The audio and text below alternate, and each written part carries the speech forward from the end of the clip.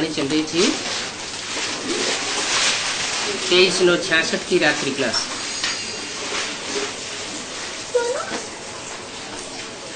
बात चल रही थी जबकि बाप स्वयं कहते हैं मेरे बिगर किसी को याद न करो। क्या स्टूडेंट टीचर से पढ़ाई पढ़ता है, स्टूडेंट भी टीचर में के साथ है, स्टूडेंट भी प्रैक्टिकल में है, टीचर भी प्रैक्टिकल में है। तो स्टूडेंट को 8 घंटे टीचर से पढ़ाई पढ़ता है तो कौन याद आएगा? टीचर याद आएगा ना। वहां तो उस दुनिया में ढेर टीचर्स होते हैं, वो हद की दुनिया। और यहाँ बाप जो बेहद की दुनिया स्थापन कर रहे हैं, यहाँ पर एक ही सुप्रीम टीचर है। और तुम पढ़ाई भी किससे पढ़ते हो? एक टीचर से पढ़ाई पढ़ते हो। तो स्वयं बाप कहते हैं, बाप ही टीचर भी है, वो स्वयं कहते हैं मेरे बिगर किसी को याद न करो। जो पढ़ाई पढ़ाने वाला है उसको याद करो। तो बाप का ये फरमान हुआ ना, क्या मेरे सिवाय और किसी को याद रखो। फरमान को नहीं मानेंगे, ना फरमान बरदार बनेंगे क्या? और जो बनते हैं एक बाप के सिवाय कोई दूसरों से भी पढ़ाई पढ़ते हैं और उनको टीचर समझ करके याद करते हैं, क्योंकि याद तो आएगा। अगर पढ़ाई पढ़ लेंगे कोई दूसरे से तो याद आएगा ना। तो याद आएगा तो नाफरमान बच्चे हुए या फरमान बरदार हुए? नाफरमान। बाप से वर्षा मिलना है ना, तो फरमान बरदार बच्चा बनना चाहिए ना। ईश्वर व भगवान व प्रभु कहना, इन बातों से वर्षे की खुशबू नहीं आती है। अब बाप कहते हैं मेरी याद में रहो। कहते कौन है? जो कहने वाला है मुख से कहेगा ना। वो कहता है कि और दूसरों की याद में न रहो, सिर्फ मेरी याद में रहो। इसका नतीजा क्या होगा? सिर्फ मेरी याद में रहेंगे, कोई दूसरे की याद में नहीं रहेंगे, तो इसका नतीजा क्या होगा? तुम्हारी याद कैसी होगी? विविचारी होगी या अविविचारी होगी? अब विविचारी याद होगी तो तुम्हारी योगाग्नि बहुत तीखी हो जाएगी। उस योगाग्नि से तुम्हारे विकर्म विनाश होंगे। क्या सिर्फ मेरे को याद करेंगे और कोई को याद नहीं करेंगे, तो जो तीखी अग्नि होगी अविविचारी याद की, उससे तुम्हारे सारे विकर्म दग्ध हो जाते हैं। तुम बच्चों को फरमान बरदार बनना है। क्या अभी भी ऐसी गलती होती रहती है? क्या गलती होती रहती है? एक को छोड़ करके अनेकों से सुनते रहते हो, तो नाफरमान हुए ना। यहाँ तो एक से ही पढ़ाई पढ़नी है, एक से ही वर्षा लेना है, एक को ही याद करना है, धंधा आदि भी करना है। ऐसे नहीं कि धंधा आदि छोड़ देना है, पेट के लिए दूसरों से भीख मांगनी है, नहीं। शरीर निर्वाहार्थ ये धंधा आदि तो करना ही है। क्या मान लो सरेंडर है, तो सरेंडर है तो तन तो है ना। तन तो बाबा ने दिया हुआ है ना सुरक्षा करने के लिए। ये भी अमानत है ना उस बाप की, तो उसे सुरक्षा नहीं करनी है? सुरक्षा करनी है। अच्छा, सुरक्षा भी करनी है तो उस तन के अंदर जो खाना जा रहा है वो मुफ्त का जा रहा है या कुछ मेहनत कर रहे हैं? सरेंडर भी है तो भी कुछ न कुछ मेहनत तो करनी है। बाप तो कहते हैं जो सरेंडर है वो 16 घंटे मेहनत करे। क्या 8 घंटे भविष्य 21 जन्मों के लिए और 8 घंटे मेहनत करें वर्तमान न वर्तमान शरीर के पोषण के लिए। नहीं तो शरीर का पोषण अगर यज्ञ से होगा और करेंगे कुछ भी नहीं तो बोझा चढ़ेगा ना। तो कि शरीर निर्वाहार्थ ये धंधा तो सभी को करना है। क्या जो सरेंडर है उनका ईश्वरीय धंधा है, जो नॉन सरेंडर है उनका दुनियावी धंधा भी हो सकता है। लेकिन बाप ने तो ये सबको आथत दी है। क्या क्या आथत दी है कि मेरी सर्विस में रहने वाले बच्चे भूख नहीं मर सकते। अब कोई भी धंधा करे, सिर्फ मुझे याद करने का ही पुरुषार्थ करना है। देखते जाना है कि याद से हमारे विकर्म विनाश हुए। क्या निशानी क्या होगी? याद से विकर्म विनाश होंगे तो उसकी निशानी क्या होगी?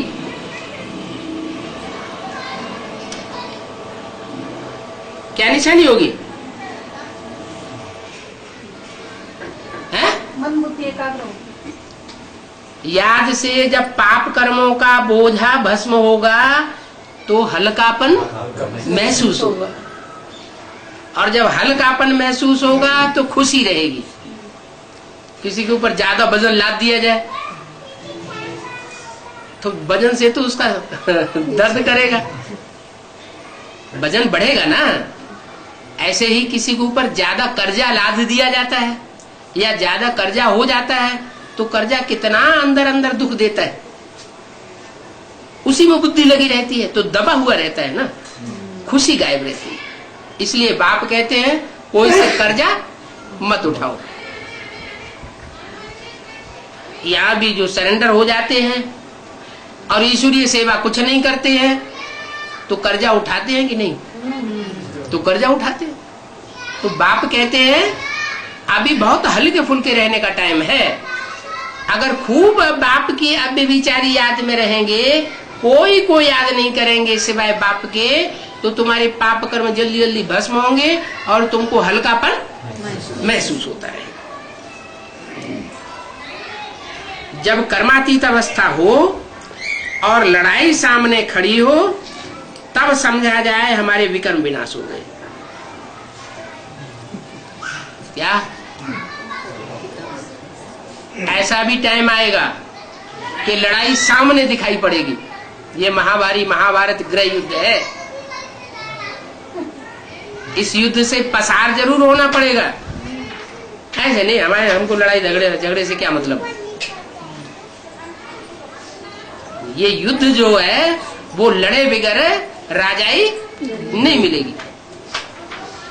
तुम बच्चों को ये पुरुषार्थ करना है।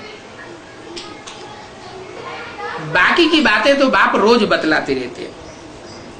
चक्कर कैसे फिरता है, भक्ति मार्ग क्या है, रोज ही सुनते हो। मूल बात है ये देह सहित देह के संबंधियों को भूल मामेकम याद करो। देह को भी भूलो और देह के जो भी संबंध हैं उन सबको भूलो और सिर्फ माम एकम, मुझे एक को याद करो। कोई दूजम तीजम को याद न करो। माम माना मुझे एक को। ये तो क्लियर बात है, इसमें क्लियर करने की कोई बात गुंजाइश है नहीं।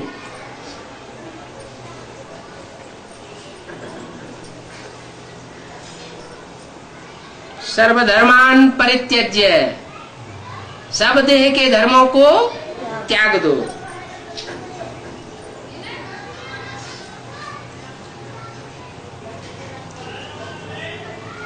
जो भी देह के धर्म है, मैं हिंदू हूं, मैं मुसलमान हूं, मैं ये हूं, ये सब भूल कर अपने को आत्मा निश्चय कर बाप को याद करो। ये मूल बात है। बाकी मुरली तो रोज मिलती है, ये अथाह खजाना है। क्या मुरली? मुरली किसे कहा जाता है? स्वयं भगवान जो अपने मुख से बोलता है वो है मुरली। वो तो उन्होंने बांस की बांसुरी बनाई दी, मुख के ऊपर लगाई दी कि बांस की बांसुरी बजाते थे भगवान, और गोपियां मस्त हो जाती थी। वो बांस की बांसुरी की बात नहीं है, ये तो मीठी तान है जो तुम बच्चों को मीठी लगती है, और जो नाफरमान बच्चे हैं उनको नगाड़ी लगती है, नगाड़ा लगता है।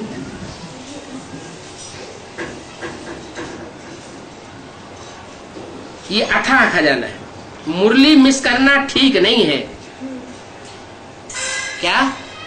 रोज की मुरली जरूर सुननी है। मुरली खजाना मिल सकती है। ये तो बड़े से बड़ी कॉलेज है, ऐसी ईश्वरीय पढ़ाई में दिलचस्पी लेनी चाहिए। ये पढ़ाई एक ही बार, कल्प में सिर्फ एक ही बार बाप आकर के पढ़ाते हैं। इसमें गफलत नहीं करनी चाहिए, और पढ़ाने वाले बाप को भूलना नहीं चाहिए। कहो, जो औरों से पढ़ाई पढ़ना शुरू कर देते हैं, वो एक बाप को भूल गए या नहीं भूल गए? भूल गए, भूल गए और भटक गए। बाप ही आकर पतित से पावन बनाते हैं। जो औरों के संग के रंग में आकर के नीचे गिरते गए, उनको आकर बाप ही ऊपर चढ़ाता है। उनका उत्थान करने वाला भी कोई और है नहीं।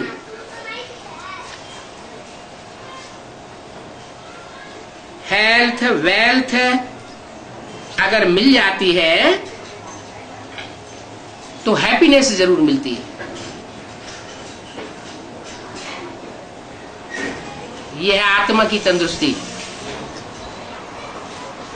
सच्चा ज्ञान मिलता है तो आत्मा तंदुरुस्त हो जाती है।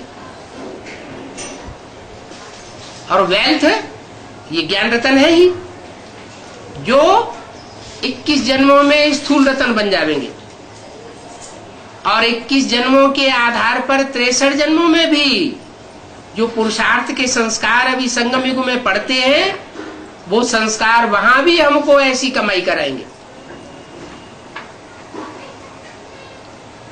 तो ये 21 जन्मों की तुम्हारी कमाई हो रही है, भरपूर कमाई है। उसमें कभी गफलत न करो। पुरुषार्थ नहीं करेंगे तो कम पद पावेंगे, अर्थात अपने को घाटे में डालेंगे। इस समय सबका घड़ा पाप से भरा हुआ है। घड़ा कौन सा है? ये बुद्धि में पापों के संस्कार समाये हुए हैं, जो अनेक प्रकार के अनेकों के संग में रह करके पाप किए हैं, संग का रंग लगाया है, वो बुद्धि में संस्कार समाये गए। कोई चोरी करता है, एक बार चोरी करता है तो उसको उतना ज्यादा फील होता है। पहली बार जो चोरी करता है ना, तो उसको ज्यादा फील होता है। फिर दूसरी बार करता है तो कम फील होता है, तीसरी बार करता है तो और कम फील होता है। ऐसे करते करते उसकी आदत पक्की हो जाती है। फिर समझते हैं हमारा यही धंधा है, हम चोरी नहीं करेंगे तो खाएंगे क्या। फिर चोरों के यहाँ जन्म मिल जाता है। कसाई का बच्चा कसाई के घर में जन्म लेता है। संस्कार कहां से लाया? मार काट करने के पूर्वजन्म के संस्कार आए, तो ऐसे बाप के घर में जन्म ले लिया कि जन्म लेते ही वो संस्कार पक्के हो गए कि गाय काटना कोई पाप, बकरी काटना कोई पाप, पाप नहीं। उसकी बुद्धि में बैठता ही नहीं कि ये भी कोई पाप है। ऐसा पापों का जमघट बैठ जाता है। तो बाप कहते हैं जब सबका घड़ा भर जाता है तब मैं आता हूं। अभी तो सभी का घड़ा भरा हुआ है ना, एक भी ऐसा नहीं होगा जिसका पाप का घड़ा भरा हुआ न हो। ये बुद्ध रूपी घड़ा सबका पापों से भरा हुआ है। अब बाप कहते हैं मैं तो साधुओं का भी उद्धार करने आया हूं। क्या साधु संत महात्माएं तो समझा जाता है ये ज्यादा किसी को दुख नहीं देते, भले दुख नहीं देते हैं तो भी जन्म कहां से लेते हैं? जन्म तो पतित पने से ही मिलता है, विघ से ही जन्म मिलता है। तो मैं इन साधुओं का भी उद्धार करता हूं, क्योंकि वो भी धर्म की ग्लानि सिखाते हैं। साधु संत वो भी धर्म की ग्लानि सिखाते हैं। कैसे कैसे सिखाते हैं? परमात्मा सर्वव्यापी है। अरे कितनी भारी ग्लानि कर दी। परमात्मा सर्वव्यापी हो गया तो फिर सभी की बातें सुनो, सभी की पूजा करो, सभी को माथा झुकाओ, जो जैसे चलाए वैसे चलते जाओ, और वो ही 2500 साल चलते रहे। जिसने जो कहा सत्यवचन महाराज, किसी ने झूठ कहा सत्यवचन महाराज, सच्चा कहा तो भी सत्यवचन महाराज। अब बाप कहते हैं ये सर्वव्यापी वाला ज्ञान जो है वो सारी सृष्टि को रसातल में ले गया। बुद्धि कहीं एकाग्र हो ही नहीं सकती। मैं कहता हूं कि मैं तो एक व्यापी बनकर के आता हूं। क्या मैं सर्वव्यापी बनकर के नहीं आता हूं? अगर सर्वव्यापी समझेंगे तो बुद्धि भटकती रहेगी। सो भटक गई। कहीं मंदिरों में जाते हैं, कहीं तीर्थों में जाते हैं, कहां कहां भटकते हैं, कहीं साधु संत महात्माओं के पास जाते हैं। अभी मैं कहता हूं मैं सर्वव्यापी नहीं हूं, मैं तो एक व्यापी बनकर के आता हूं। एक व्यापी बनकर के आता हूं तो तुम्हारी बुद्धि में जब ये फिक्स बैठ जाएगा, निश्चय बुद्धि हो जाएंगे कि एक वो स्वरूप है जिसमें बाप आया हुआ है, और एक का जब स्वरूप बुद्धि में बैठ जाएगा तो तुम्हारी बुद्धि में एक ही छप जाएगा, एक की ही याद आवेगी। तो बुद्धि एकाग्र बनेगी या बुद्धि भटकेगी? बुद्धि एकाग्र होगी। तो ये साधु संत महात्मा इन्होंने सबको अधर्मी बना दिया, धर्म भ्रष्ट कर दिया। मैं तो बच्चों का बाप हूं, सर्वव्यापी कैसे होऊंगा? मैं जब आता हूं तब तो आत्माओं को पता पड़ता है कि मैं आत्मा हूं,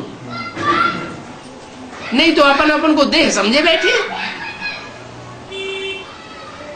तो मैं आकर के बताता हूं तुम आत्मा हो, ज्योति बिंदु, भ्रकुटी के मध्य में चमकता हुआ सितारा। तुम शरीर नहीं हो। तुम्हारी बुद्धि में जब बैठता है तो तुम अनुभव करते हो, प्रैक्टिस करते हो, तुमको निश्चय हो जाता है कि मैं आत्मा हूं। तो जैसे आत्मा का जन्म हुआ, बेसिक नॉलेज के बतौर एक जन्म होता है और एक एडवांस नॉलेज के बतौर जन्म होता है। बेसिक नॉलेज में सिर्फ इतना जानते हैं कि मैं ज्योति बिंदु आत्मा हूं, भ्रकुटी के मध्य चमकता हुआ सितारा हूं, चैतन्य आत्मा हूं। और एडवांस नॉलेज में आते ये भी पता लग जाता है कि मैं किस धर्म विशेष में पार्ट बजाने वाली आत्मा हूं, कौन से स्थान विशेष में मुझे विशेष विशेष पार्ट बजाने, मैं कौन सी विशेष देश की वासी हूं। आत्मा जो है वो कोई गुजराती या बंगाली नहीं होती। आत्मा तो संग के रंग के आधार पर कहीं की कहीं भी जन्म ले सकती है। ऐसे नहीं है कि जो अभी विदेशी है वो आत्माएं हमेशा विदेश में ही जन्म लेती रही है। नहीं, अभी जो दक्षिण भारत के हैं वो हमेशा दक्षिण भारत में ही जन्म लेते रहे। नहीं, जैसे जैसे उनके कर्मों के संस्कार संग का रंग लगा वैसा वैसा उनको जन्म हुआ। तो मैं बच्चों का बाप हूं। बाप कोई सर्वव्यापी होता है क्या? मैं बाप हूं, मैं आकर के स्वयं ही अपना परिचय बच्चों को देता हूं और बच्चों का भी परिचय बाप आकर देता है कि तुम आत्मा हो। बच्चों को साथ में घर ले जाऊंगा।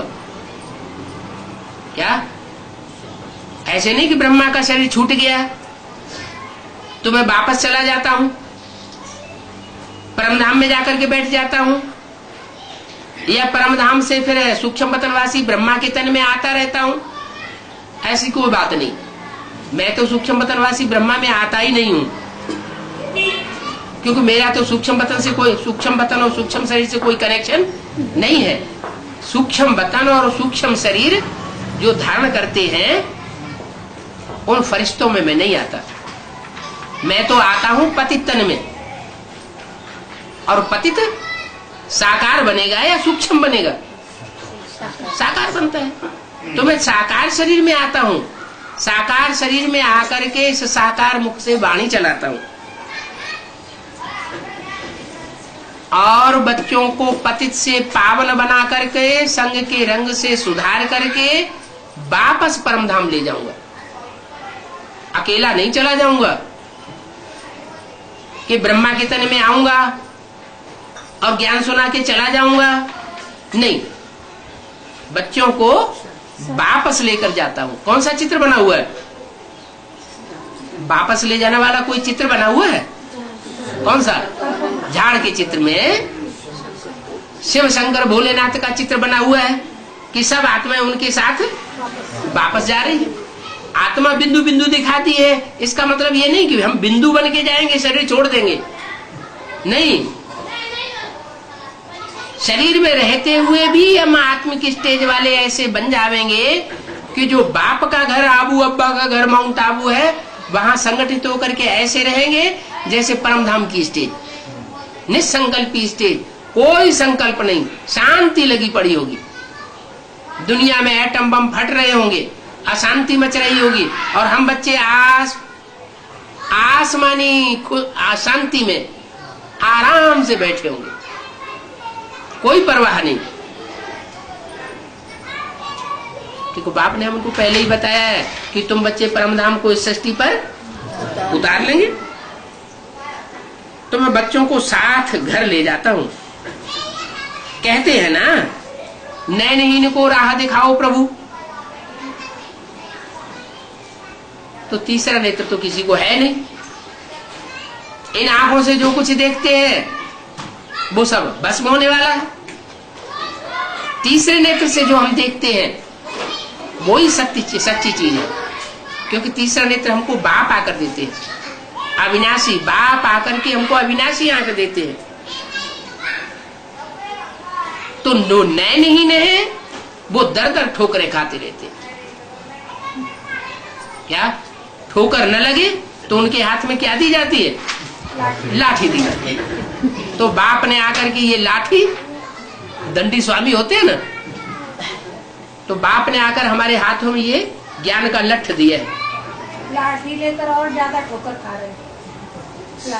अगर लाठी लेकर के ठोकरें खाते हैं तो उनको असली लाठी नहीं मिली है। हमको तो एक ही लाठी मिली हुई है, मुरली हमको जो लाठी मिली हुई है, इससे हम विषय सागर के पार जाएंगे। हाँ, अगर औरों को पकड़ा तो बह जाएंगे। हमारा तो खवैया एक है। क्या? एक खवैया है और एक ही उसकी बल्ली है। नाव होती है ना, तो नाव में बल्ली लगाते हैं। तो बाप ने हमको लाठी कहो, बल्ली कहो, वो हमारी जीवन रूपी नैया को पार कर रहा है। भक्ति मार्ग में दर दर ठोकरें खाते हैं। भक्ति मार्ग आता है रावण से। कितने सिर दिखाते हैं? 10 सिर दिखाते हैं। माने 10 लोगों से मत लेते रहते हैं, एक से मत नहीं लेते हैं। उन्हें अनेकों की मत चाहिए। बाप आते हैं फल देने। सबसे जास्ती भक्ति सूर्यवंशी शुरू करते हैं। क्या? सबसे ज्यादा भक्ति सूर्यवंशी। जो सूर्यवंशी होते हैं, चंद्रवंशी नहीं। चंद्रवंशी भी सबसे जास्ती भक्ति नहीं करते, क्योंकि अगर उन्होंने सबसे जास्ती भक्ति की होती, चंद्र कौन है? चंद्र ज्ञान चंद्रमा ब्रह्मा, और ज्ञान चंद्रमा को फॉलो करने वाले चंद्रवंशी। जो ज्ञान चंद्रमा ब्रह्मा को ही सब कुछ मानते हैं, उसके अंदर किसने प्रवेश किया और वो प्रवेश करने वाला आगे कैसा पार्ट बजाने वाला है, वह उनकी बुद्धि में नहीं बैठता। ऐसी चंद्रवंशी आत्माएं जो है वो चंद्रमा को ही फॉलो करती हैं और किसी को फॉलो नहीं करती, लेकिन उनकी भक्ति कम होती। किन्हीं के मुकाबले? सूर्यवंशियों के मुकाबले। जो जितनी जास्ती भक्ति करता है द्वापर युग से, उतना जास्ती ज्ञान भी उठाएगा। भक्ति कम करता है तो ज्ञान भी कम उठाएगा। सब तो जास्ती भक्ति सूर्यवंशी करते हैं। जब वाम मार्ग शुरू होता है, क्या? जब उल्टा मार्ग शुरू होता है, उल्टा मार्ग माना द्वापर द्वैत मार्ग, एक मत नहीं, दो द्वैत, दो मतें शुरू हो जाती हैं, दो धर्म शुरू हो जाते हैं, दो कुल शुरू हो जाते हैं। तो द्वापर युग से इब्राहिम, बुद्ध, क्राइस्ट वगैरह आकर के द्वैत फैलाते रहते हैं। द्वैत में से द्वैत, द्वैत में से द्वैत, तो सबकी बुद्धि बिखर जाती है। सब भगवान बन के बैठ जाते हैं, सब शिवो हम कह के बैठ जाते हैं। तो भगवान बाप कहते हैं मैं तो सर्वव्यापी हूं ही नहीं, मैं तो एक व्यापी बनकर के आता हूं, और ये ज्ञान आकर सबसे पहले किसको देता हूं? सूर्य को देता हूं। जिसको पहले पहले ये ज्ञान देता हूं, उससे जो पैदा होते हैं, उसको जो फॉलो करते हैं और किसी को फॉलो नहीं करते हैं, वो है मेरे पक्के पक्के सूर्यवंशी बच्चे। सूर्य के बच्चे होंगे तो सूर्य को फॉलो करेंगे। कोई दो के बच्चे होते हैं, क्या होते हैं कि नहीं? एक जन्म देता है और एक पालता है। कृष्ण के बारे में क्या कहा? कृष्ण को एक जन्म देता है और दूसरा पालता है। तो एक तो बाप के संस्कार आएंगे बुद्ध आत्मा में, बाप का खून आएगा कि नहीं, और दूसरा जहां पला है वो पालना के संस्कार भी आत्मा में आएंगे। तो दो प्रकार के संस्कार हो गए ना, है? तो सूर्यवंशी गए, चंद्रवंशी गए? चंद्रवंशी है। चंद्रमा में अपनी रोशनी तो होती नहीं, चंद्रमा स्वयं प्रकाशित होता है या किसी के प्रकाश से प्रकाशित होता है? सूर्य के प्रकाश से प्रकाशित होता है। द्वैत हो जाता है। अभी बाप कहते हैं तुम तो एक को याद करने वाले हो, क्या? एक से ही सारी प्राप्ति करते हो, किसी और से तुम्हें कोई प्राप्ति करने की दरकार रहती नहीं। हिसाब किया जाता है ना,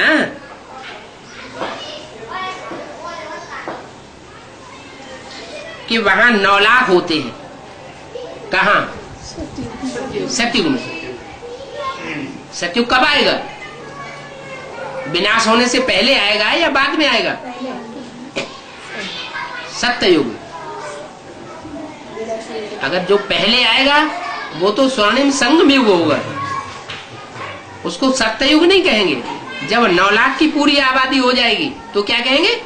सत्ययुग। तो वो 9 लाख की जो आबादी है, वो 9 लाख सितारे आसमान वाले नहीं है, वो धरती के सितारे हैं, कि जो विनाश में सारी दुनिया में सूर्य की चमक मारेंगे। ज्ञान की चमक सारी दुनिया में फैलाएंगे, सारी दुनिया उनसे पढ़ाई पढ़ेगी। ज्ञान सूर्य के बच्चे सूर्य के समान प्रकाशित होंगे। तो 9 लाख है, तो बाकी 2500 साल में कितनी वृद्धि हो जाती है? फिर द्वापर युग आते आते 2500 साल में, सतयुग के आदि में पहले जन्म में तो 9 लाख, तो 2500 साल में 21 जन्म में कितनी वृद्धि हो जाती है? हैं 10 करोड़ 5-10 करोड़ हो जाते हैं, इतनी वृद्धि होती है। वहां विकार की बात नहीं होती, इसलिए वृद्धि भी कम होती है। क्या? विकार नहीं होते, वहां विपरीत कर्म नहीं होते। वि माना विपरीत, कार माने कर्म। कैसा कर्म नहीं होता? विपरीत कर्म नहीं। विपरीत कर्म। विपरीत कर्म क्या होता है? विपरीत कर्म माने पाप कर्म, जो श्रीमत नहीं है वो कर्म। श्रीमत क्या है? किसी को दुख नहीं देना, किसी से दुख नहीं लेना है, न लेना है न देना है। तो बोला ऐसी आत्मा जो किसी से दुख लेती भी नहीं और किसी को दुख देती भी नहीं, तो उसके विकर्म बनते नहीं, उसका पाप कर्म बनता ही नहीं। ऐसा कौन सी युग में होता है? ऐसा सतयुग में होता है, और किसी युग में नहीं होता। त्रेता युग में भी पाप कर्म नहीं बनते। द्वापर में क्या होता है? पाप कर्म बनता। क्यों बनता है? क्योंकि एक मत नहीं रही। क्या? एक ने जो मत दी कि न दुख देना है न दुख लेना है, वो बात टूट गई। तब जब ऐसी स्टेज हो जाती है, द्वैत भर जाता है, तो दूसरों की मत पर चलने से हम अपने रास्ते को भूल जाते हैं। जो देवताओं का मुख्य धर्म है, किसी को दुख नहीं देना है, देना है तो सुख देना है, दुख नहीं देना है। तो वहां सतयुग में तो विकार की बात नहीं होती, वहां तो तुम्हारा योग बल है। क्या? किससे योग लगाते हो? वहां सतयुग में वहां किससे योग लगावेंगे? हैं?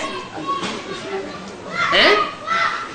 वहां किससे योग लगावेंगे? संगम के याद की शक्ति नहीं, वहां याद की शक्ति के आधार पर हमको 21 जन्म के लिए ऐसा साथी मिल जाता है जो हमारे पुरुषार्थ के समान पुरुषार्थी होता है। बस 21 जन्म उसी में बुद्धि लगती है। तो एक में लगातार बुद्धि लगेगी तो पाप कर्म बनेगा या पुण्य कर्म बनेगा? पाप कर्म बनने का सवाल ही नहीं, क्योंकि अब भी बेचारी याद है। राधा की दृष्टि कृष्ण में डूबेगी, कृष्ण की दृष्टि राधा में डूबेगी, और किसी में इंद्रियां डूबेंगी ही नहीं, तो पाप कर्म बनेगा नहीं, व्यभिचार होगा ही नहीं। वहां विकार की बात नहीं होती, माने विपरीत कर्म वहां नहीं होते, क्योंकि एक ही बुद्धि में समाया हुआ है। ये अव्यभिचार का प्रताप है। जहां व्यभिचारी दुनिया हो जाती है तो वहां दुख बहुत होता है। तो वहां है योग बल, और कलियुगी दुनिया में है भोग बल। धीरे धीरे मनुष्य गिरते रहते हैं। इन बातों को भी छोड़, मूल बात है बाप को याद करना। इन सब बातों में भी बुद्धि बिखेरने से ज्यादा अच्छा क्या है? बाप को याद करो। ईश्वर की मत पर चलना है। किसकी मत पर चलना है? ईश। ईश माना शासन करने वाला। सारी दुनिया को शासन करने वाला कौन है? हैं? अरे एक है या दो है या 4, 10, 20 है? एक है जो सारी दुनिया को शासन करने वाला ईश्वर है। तो ईश्वर को याद करना है, ईश्वर की मत पर चलना है, तो पहचानेंगे तब तो मत पे चलेंगे। अगर नहीं पहचाना होगा तो क्या करेंगे? औरों की मत तो एक को छोड़ करके अनेकों को पकड़ते रहेंगे। फिर क्या होगा? द्वैत मत होगी। द्वैत मत होने से व्यभिचारी याद होगी। व्यभिचारी याद होने से पाप कर्म बनेंगे। व्यभिचारी याद होगी तो व्यभिचारी वाइब्रेशन बनेगा, व्यभिचारी दृष्टि बनेगी, व्यभिचारी दृष्टि और वाइब्रेशन बनने से फिर कर्मेंद्रियां भी व्यभिचारी जरूर बनेगी। और कर्मेंद्रिय जब व्यभिचारी बनती है तो पक्का वैश्यालय की शूटिंग करने वाला बन जाता है। अभी बाप कहते हैं ईश्वर की मत पर चलना है और कोई की मत पर नहीं चलना है। ईश्वर एक व्यापी है, क्या सर्वव्यापी नहीं है।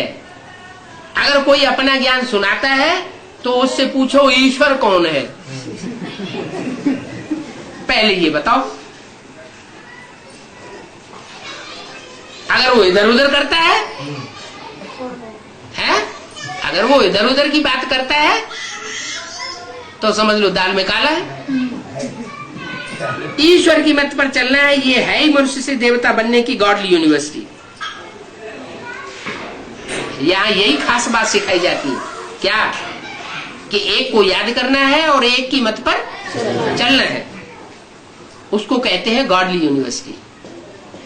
अगर दो दो की मत पर चलना है, दो दो चार चार को याद करना है, तो वो है सब डॉगली यूनिवर्सिटी। क्या डॉगली यूनिवर्सिटी जो है, डॉगली पढ़ाई पढ़ाई जाती है।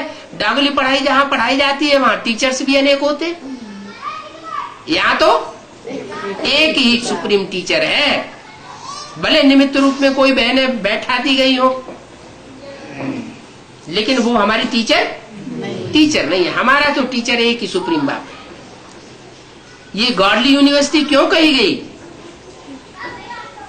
क्योंकि एक ही गॉड आकर के इसकी स्थापना करते हैं, एक ही गॉड पढ़ाते हैं। कोई दूसरा यहाँ पढ़ाई पढ़ाने वाला है नहीं, और दूसरे किसी की दाल यहाँ गलने वाली है नहीं। किसके ऊपर? जो आत्मा रूपी बच्चे बने होंगे उनके ऊपर, जो देहाभिमानी बने होंगे उनके ऊपर तो दूसरों का भी असर पड़ेगा। क्यों? क्योंकि डॉगली स्टूडेंट बने। बाबा जो इधर उधर भटक रहे हैं ना, हाँ, ये थोड़े 9 लाख में जन्म लेंगे। इधर उधर भटक रहे हैं तो वो भटकने वाली दुनिया में जन्म लेंगे, कन्वर्ट होने वाली दुनिया में जन्म लेंगे, या सीधे सीधे चलेंगे? क्योंकि शिवालय में तो एक बात बताओ, जो 83 जन्म लेने वाले होते हैं, 82 जन्म लेने वाले होते हैं, वो कन्वर्ट होते हैं, या 84 जन्म लेने वाली जो बीज रूप आत्मा है वो कन्वर्ट होती हैं?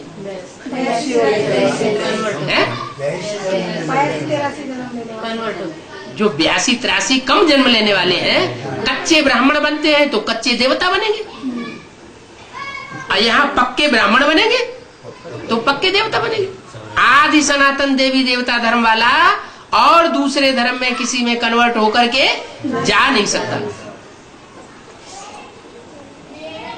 आदि सनातन धर्म का होगा तो आदि देव को पकड़ेगा कि बाद देव को पकड़ेगा? आदि देव को पकड़ेगा। बाद में तो इब्राहिम, बुद्ध, क्राइस्ट ये सब बाद वाले हैं ना। बाद वाले बाद ही होते हैं। हाँ? बाद वालों को देह अभिमान की बात ही बहुत चढ़ती है। तो ईश्वर की मत पर चलना है, ये है ही मनुष्य से देवता बनने की गॉडली यूनिवर्सिटी। क्या ये कौन सी यूनिवर्सिटी है? मनुष्य से देवता बनने वाली यूनिवर्सिटी है। और देवताएं 16 कला संपूर्ण को कहा जाता है। देवताएं वो हैं जो पूरे 84 जन्म लेते हैं। एक जन्म भी अगर कम हो जाएगा तो वो देवता की कैटेगरी में नहीं आएगा। वो अधूरा ब्राह्मण है और अधूरा देवता बनेगा।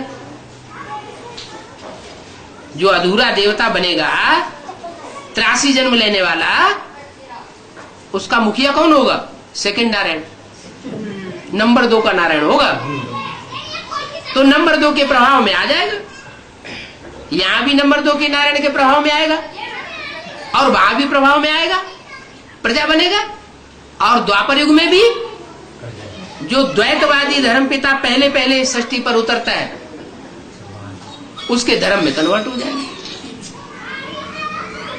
यहां भी हमको धोखा देगा, शूटिंग करेगा, और वहां भी धोखा दे करके शूटिंग करेगा।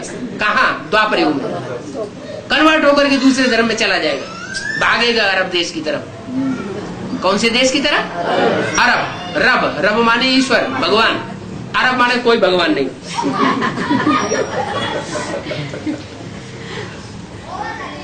अभी तक तो बुद्धि में बैठा था ना कि भगवान आया हुआ है, निश्चय पत्र लिख के दिया ना, और छोड़ करके भाग गए दूसरी तरफ, इसका मतलब है अरब। तो रब वाले हुए कि अरब वाले हुए? अरब देशवासी हो गए।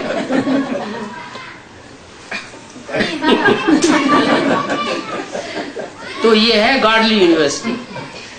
रेगुलर पढ़ाई चाहिए, क्या है? ऐसे नहीं कि एक दिन मुरली सुन ली, 2 दिन बैठ गए अपने धंधे दौरी में, नहीं। ईश्वरीय पढ़ाई का महत्व चाहिए। 1 हफ्ते का कोर्स भी पूरा किया होगा तो भी मुरली अच्छी रीति समझ में आ जाएगी। क्या 7 दिन का कोर्स भी अगर पूरा किया होगा तो भी मुरली तो अच्छी तरह समझ में आती रहेगी। अगर नहीं किया होगा, कोर्स अच्छी तरह नहीं किया होगा, तो मुरली भी ठीक से समझ में नहीं आएगी। बहुत सहज बात है। चक्कर को याद करना। क्या क्या याद करना? सतयुग त्रेता द्वापर कलयुग संगम युग, सतयुग त्रेता द्वापर कलयुग संगम युग। ये ऐसे रट्टा लगाना, ये बहुत सहज है। नहीं, बुद्धि चलनी चाहिए कि सतयुग में हमारे कितने जन्म होंगे और हम कहाँ कहाँ कैसे कैसे पार्ट बजाएंगे, किन आत्माओं के साथ पार्ट बजाएंगे। यहाँ वो विशेष विशेष आत्माएं कौन है जिनके साथ हमको यहाँ भी शूटिंग करनी है और सतयुग में भी पार्ट बजाना है, त्रेता युग में भी पार्ट बजाना है, फिर द्वापर युग में भी उन्हीं के साथ पार्ट बजाना है, और कलयुग में भी उनके साथ पार्ट बजाना। आखिरी जन्म में जाकर के हम नीचे गिरते हैं। हाँ, हम आखिरी जन्म में जाकर के नीचे गिरते हैं। और नहीं, ऐसा तो दुख तो मिलना है ना। दुख तो तभी मिलेगा जब हम परमत पर चलते हैं, दूसरों की बात अपना लेते हैं, अपने बाप की बात छोड़ देते हैं, तो हम तो आखिरी जन्म में दुखी हो जाते हैं। तो तुम बच्चे जितना सुख भोगते हो उतना और कोई धर्म के लोग सुख नहीं भोगते। कोई बच्चे तो ऐसे हैं जो 82-83 जन्म भी सुख में रहते हैं, 82-83 जन्म का सुख भोगते हैं, सिर्फ अंतिम जन्म में जाकर के नीचे गिर जाते हैं। तो बहुत सहज बात है चक्र को याद करना। क्या बुद्धि ये षष्ठी चक्र में घूमती रहे, कैसे कैसे कहां कहां किन किन के साथ हमने जन्म लिया है, कैसे कैसे पार्ट बजाया है, ये बुद्धि में आता रहे। कौन हमारा बाप है, किसके साथ हमने जन्म जन्मांतर पार्ट बजाए हैं। बहुत सहज बात है चक्कर को याद करना। थोड़ी सी बात पर भी अटेंशन नहीं देंगे, नष्टो मोहा नहीं होंगे। थोड़ी सी बात है तो बाप क्या करेंगे? सारा मदार पुरुषार्थ पर है। क्या इस पर है? पुरुषार्थ पर। पुरुष माने आत्मा। किसके अर्थ? आत्मा के अर्थ। जो भी करें आत्मा के अर्थ करें। कुछ बोलते भी हैं आत्मा के लिए, तो जो बोलते हैं वो आत्मा का कल्याण हो रहा है। कुछ देखते हैं तो देखना है कि हमारे देखने से आत्मा का कल्याण हो रहा है। कल्याण हो रहा है या हम किसी का कल्याण कर रहे हैं? क्या देखने से कल्याण दोनों होता है कि नहीं? अटैचमेंट पूर्वक किसी को देखा तो क्या होगा? अकल्याण होगा। और नष्टो मोह होकर के देखा कि इन आंखों से जो कुछ हम देखते हैं वो सब ढकोसला है, खत्म होने वाला है। तो ऐसी आत्मिक दृष्टि जो है उससे कल्याण होगा। दृष्टि है ना, दृष्टि जैसी होगी वैसी वृत्ति बनेगी, और वृत्ति जैसी होगी वैसा वाइब्रेशन बनेगा। तो दूसरे का भी कल्याण होगा, अपना भी कल्याण। आत्मिक दृष्टि से दूसरों का कल्याण होता है, अपना भी कल्याण होता है। और दैहिक दृष्टि से अपना भी अकल्याण होता है और दूसरी आत्माओं का भी अकल्याण होता है।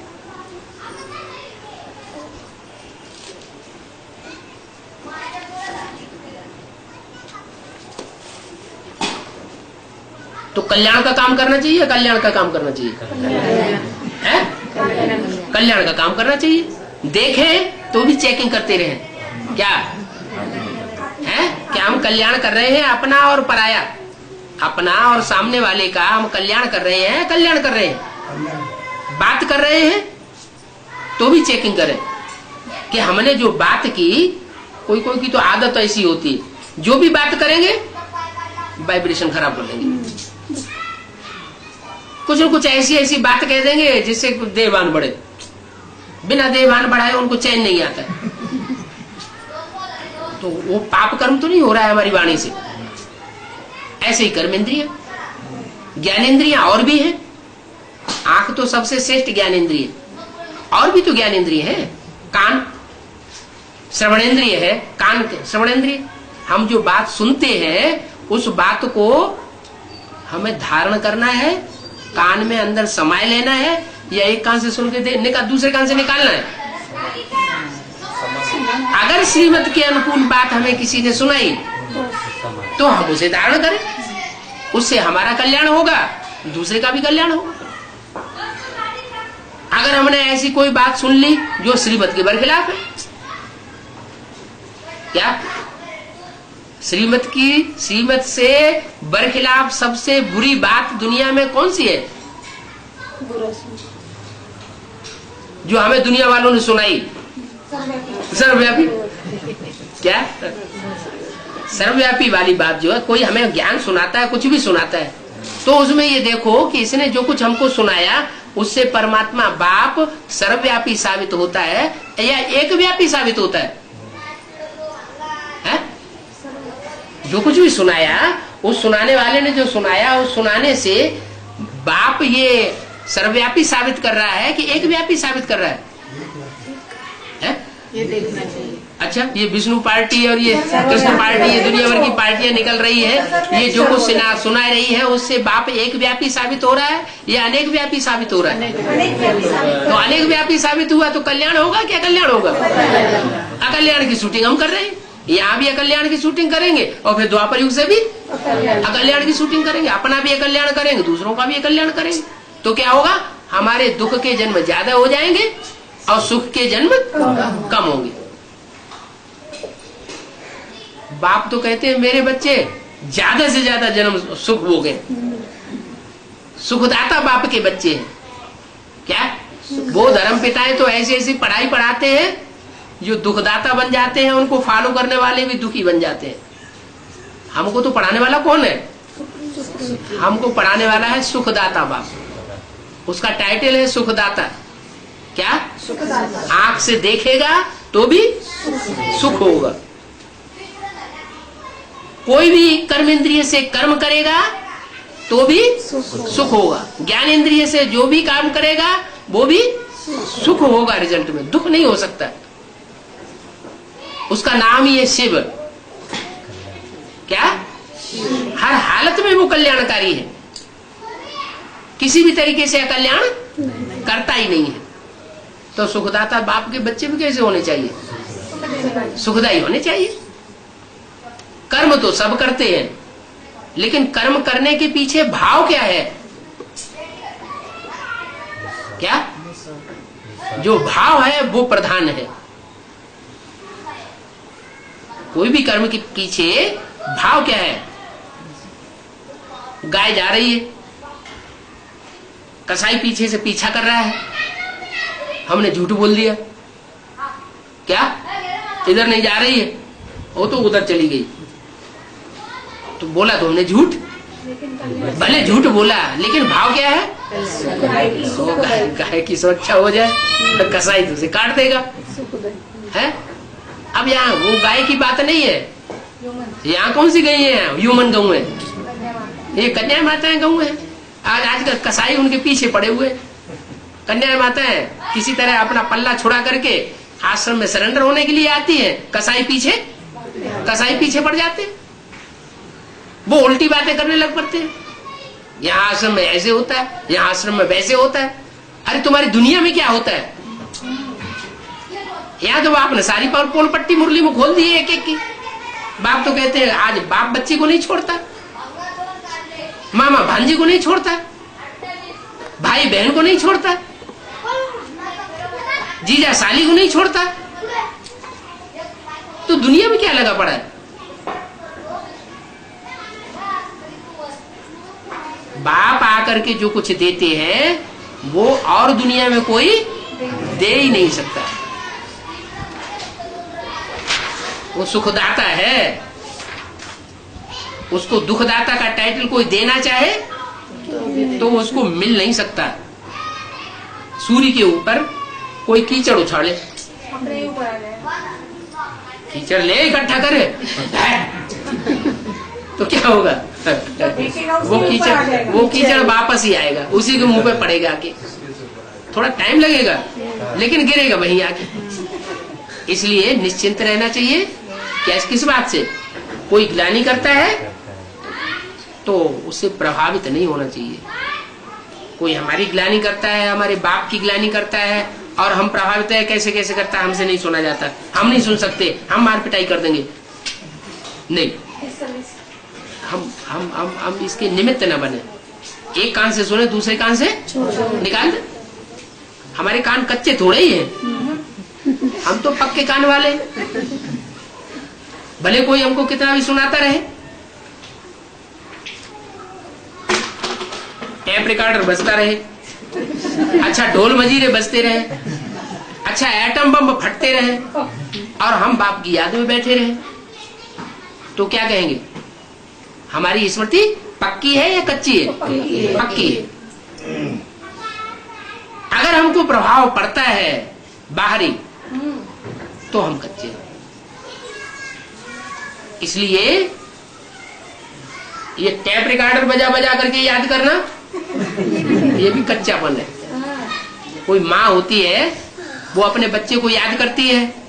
बच्चा लंदन में पढ़ाई पढ़ रहा है तो क्या ढोलक मजीरा बजा बजा के याद करती है?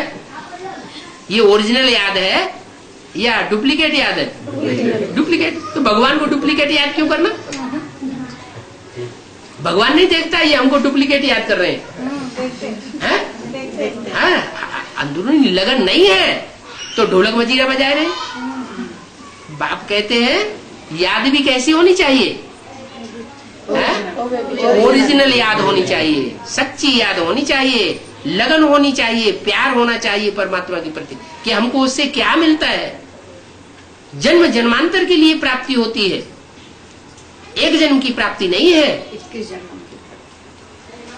21 जन्मों की प्राप्ति और 21 जन्मों के आधार पर 63 जन्मों की भी प्राप्ति है। आधार पर कैसे? हाँ, यहाँ 21 जन्मों का हमने जो पुरुषार्थ किया है ना प्राप्ति का, उस 21 जन्मों के आधार पर हमारी प्रैक्टिस पड़ गई। क्या? याद की भी प्रैक्टिस, कर्म करने की भी प्रैक्टिस, सेवा करने की भी प्रैक्टिस, दैवी गुण धारण करने की भी प्रैक्टिस। ये जो प्रैक्टिस हम तीव्रता से धारण करते हैं वो 63 जन्मों में वो संस्कार हमारे साथ रहते हैं तीव्र पुरुषार्थ करने के। यहाँ जितना हम तीव्र पुरुषार्थी बनेंगे वो तीव्र पुरुषार्थ के संस्कार वहां भी जाएंगे। जैसे बाबर है, बाबर छोटा सा सिपाही था और क्या बन गया? भारत का सम्राट बन के बैठ गया। तो एक ही जन्म में इतना भारी पुरुषार्थ कैसे कर लिया उसने? ये संस्कार थे उसके, ये संस्कार करने के पुरुषार्थ होते हैं। पुरुषार्थ यहाँ किया है उन आत्माओं ने, तो जो पुरुषार्थ किया है वो पुरुषार्थ बाप हमको सिखाते हैं। ऐसा तीव्र पुरुषार्थी और कोई बना ही नहीं सकता जो बाप हमको तीव्र पुरुषार्थी बनाते हैं। ऐसा तीखा ज्ञान और किसी का है ही नहीं। कैसा? चंद्रमा की तरह, एक ही जन्म में राजा बनने का। चंद्रमा की तरह। चंद्रमा का तीखा पुरुषार्थ नहीं है, तीखा ज्ञान नहीं होता है। चंद्रमा का तो बहुत मीठी मीठी रोशनी होती है। क्या? चंद्रमा की इतनी शीतल रोशनी, मीठी रोशनी होती है कि कीड़े मकोड़े भी, बिच्छू टिंडन भी वो उस रोशनी में पलते रहते हैं। सूर्य की रोशनी में जो कीड़े मकोड़े बिच्छू टिंडन है वो मर जाते हैं या भाग खड़े होते हैं अंधेरे में। हाँ, जमीन के नीचे चले जाते हैं, देह अभिमान की मिट्टी में गड़ जाते हैं। क्या? दूसरे धर्म की आत्माएं जलाई जाती है या गाड़ा जाता है? उनको गाड़ा जाता है। ये कहाँ की रस्म पड़ी? संगम युग में जब बाप आते हैं तो पूरा ज्ञान नहीं सुनते, पूरा ज्ञान नहीं सुनते तो पाप कर्म उनके सारे भस्म नहीं होते, तो योगाग्नि में पूरे जलते नहीं, माना देवान उनका रह जाता है और देवान की मिट्टी में वो गाड़े जाते हैं। यहाँ देवान की मिट्टी में गड़ेंगे तो वहां भी 63 जन्म देवान की मिट्टी में उनका शरीर गाड़ा जाता रहेगा।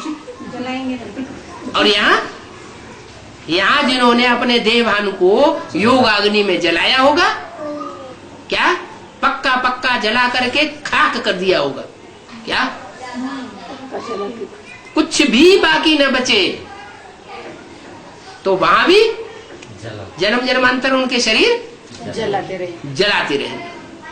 हिंदू धर्म में जलाते हैं। बच्चा होता है ना, तो बच्चे को जलाते नहीं है, क्या करते हैं? गाड़ देते हैं। क्यों? क्योंकि उसके विकार कुछ बने ही नहीं ना। नहीं, यहाँ भी जो बच्चा बुद्धि होते हैं ज्ञान में, पूरा ज्ञान नहीं उठाते, बच्चा बुद्धि बन के रह जाते हैं, तो वो देवान की मिट्टी में गड़ते जरूर है। जैसे बेसिक नॉलेज वाले, बच्चा बुद्धि वाली नॉलेज है ना, बेसिक नॉलेज है ना, छोटे छोटे बच्चों की पढ़ाई है, एडवांस नॉलेज तो वो पढ़ते ही नहीं। तो फिर अगर जब वो मरेंगे तो देवान की मिट्टी में गड़ेंगे। तो सारा फाउंडेशन यहाँ पड़ता है, क्या सारा फाउंडेशन यहाँ पड़ता है। 21 जन्मों का भी फाउंडेशन यहाँ पड़ रहा है और 63 जन्मों का भी फाउंडेशन यहाँ पड़ रहा है। रावण राज्य का भी फाउंडेशन यहाँ पड़ रहा है और राम राज्य का भी फाउंडेशन यहाँ पड़ रहा है।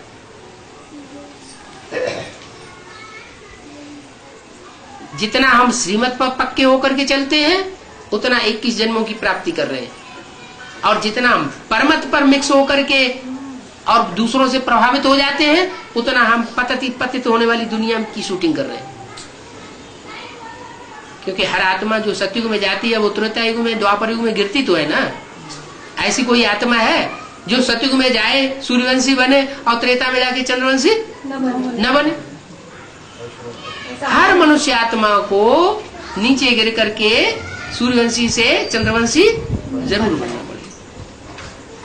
फिर द्वापर युग में वैश्यवंशी विषयस, विषय विकारों को भोगने वाला जरूर बनना पड़े, चाहे वो रामकृष्ण की ही आत्माएं क्यों न हो, उनको भी नीचे गिरना पड़ता है।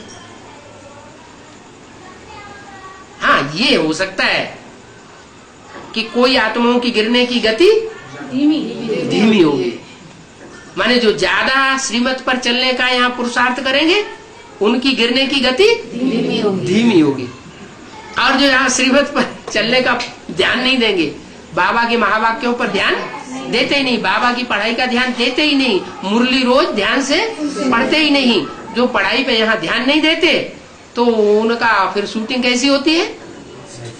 जल्दी से नीचे गिर जाएंगे। ज्यादा पाप करते हैं तो ज्यादा पाप करने से आत्मा जल्दी नीचे गिरती है। जैसे सेकंड नारायण है, क्या सेकंड नारायण और नारायणी सतयुग में बनेंगे, सेकंड नारायण नारायणी 2 नंबर के, लेकिन द्वापर युग से दूसरे नंबर के धर्मपिता में संग का रंग लग जाएगा, क्योंकि वो दूसरे नंबर का धर्मपिता इब्राहिम आकर के उनमें प्रवेश करेगा। कब प्रवेश करता है? किन में प्रवेश होता है? पतित में प्रवेश होता है या पावन में प्रवेश होता है? जो कमजोर बन जाती है आत्माएं, उनमें पावरफुल आत्माएं प्रवेश करती है। हम सूर्यवंशियों में प्रवेश नहीं हो सकता, इब्राहिम भी प्रवेश नहीं कर सकते, इब्राहिम के फॉलोअर्स भी प्रवेश नहीं कर सकते, बौद्धि भी प्रवेश नहीं कर सकते, बौद्धियों के फॉलोअर्स भी हम में प्रवेश नहीं कर सकते। हम तो सूर्यवंशी हैं। सूर्यवंशियों में उन आत्माओं का, विधर्मी आत्माओं का प्रवेश नहीं हो सकता। वो हमारे ऊपर कंट्रोल, हमारे ऊपर सवारी करेंगे, वो हमसे डरेंगे। हाँ जी, हाँ जी, वो सामना करने में ही डरेंगे, सामना भी नहीं करेंगे। तो पता पड़ता है चलो हम हार जाएंगे तो क्यों सामना करेंगे? हाँ, सामना नहीं करेंगे। हम तो शेर के बच्चे, शेर, और शेर तो किसी से डरता नहीं। आओ हम मुकाबला करें, है मैदान में आओ। लेकिन शेर भी 2 तरह के होते हैं, क्या? चिपके वार करते हैं। एक शेर होता है बबर शेर, चौड़े मोड़े वाला, और एक होता है छोटे मोड़े वाला, लंबी लंबी चित्तियां पड़ी हुई होती हैं, उसे कहते हैं बाघ बिट्टे वार है। और एक होता है शेर। चित्ता। तो शेर जो है वो सीधा आक्रमण करता है, इधर से गोली आई तो जिधर से गोली आई वहीं छलांग मारेगा सीधा, ये नहीं देखेगा कि वहां जहां से गोली आई वो 2-4 गोलियां और छोड़ देगा। और चीता क्या करेगा? बाघ देखेगा गोली आई, फटाक से पोजीशन ले लेगा, पोजीशन लेगा और देखेगा अब हाँ वो जा रहा है पीछे, फिर पीछे से वार फिर मौका देख करके मार देगा। तो त्रिमूर्ति में भी एक है बबर शेर, क्या, और एक है बाघ। हमारे देश का राष्ट्रीय पक्षी कौन, राष्ट्रीय पशु कौन सा है? कौन सा शेर है? बबर शेर। नहीं, बबर शेर। हमारे भारत का राष्ट्रीय पशु कौन है? शेर तो है, लेकिन शेर 2 प्रकार के बताए ना, कौन है? बाघ, क्या, चीता, टाइगर। क्या, हमारा देश का जो वो है, क्या नाम, पशु राष्ट्रीय है, वो है चीता है। उसकी छलांग लंबी रहती है। हाँ जी, तो हम तो शेर के बच्चे शेर हैं। ऐसे तो मुरली में बोला है कि मुरली में 3 शेर है ही नहीं, क्या, ज्ञान की दहाड़ मारने वाले जो 3 शेर दिखाए गए हैं आजकल नोटों में, झंडे में, स्टाम्प पेपर्स में, वो 3 शेर वास्तव में 3 शेर नहीं है, उनमें शेर एक है और बाकी 2 है घोड़ा और बकरी। क्या, मनरूपी घोड़ा ब्रह्मा और एक है बकरी। जिसने कान पकड़ लिया बस उसी के होके बन जाते हैं। घोड़ा जिसने लगाम पकड़ ली, भागता है। जिसने उसकी लगाम पकड़ ली बस उसी का बन के रह जाएगा। तो मन को लगाम में रखो, किसके द्वारा? बुद्धि के द्वारा। बुद्धि से ज्ञान मिला हुआ है, जो ज्ञान मिला हुआ है उस ज्ञान के आधार पर हम मन रूपी घोड़े को कंट्रोल कर सकते हैं। ओम शांति।